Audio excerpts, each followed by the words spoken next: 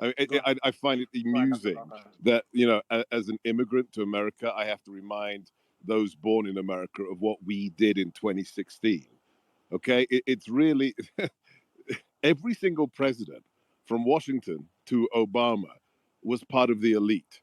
Every single one of them was a senator, a congressman, a former governor, or a retired general. Every single one of them was part of the political military elite.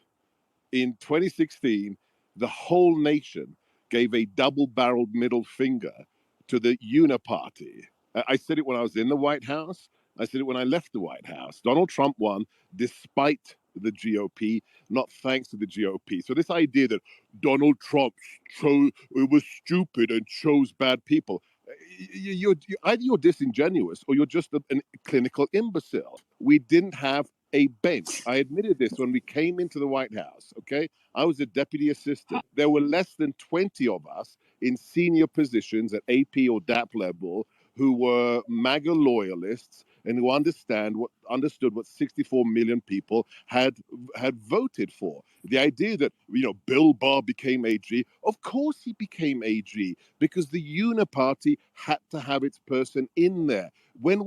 Don't take my word for it, take my boss's word for it. He gave an interview with Vanity Fair or GQ, one of those, gutter press rags, about what the first few months in the White House were like.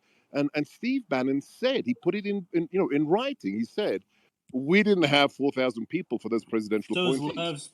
So what did Steve Bannon do? Steve Bannon in the interview admits that he sat down with Reince Priebus and the RNC, and he said this in the interview, quote, we did a drug deal with the GOP to fill those slots. So whether it's Bill Barr, whether it's Deputy, Assistant Secretary of, Underwater Macrame, we filled it with the people available who were of the establishment.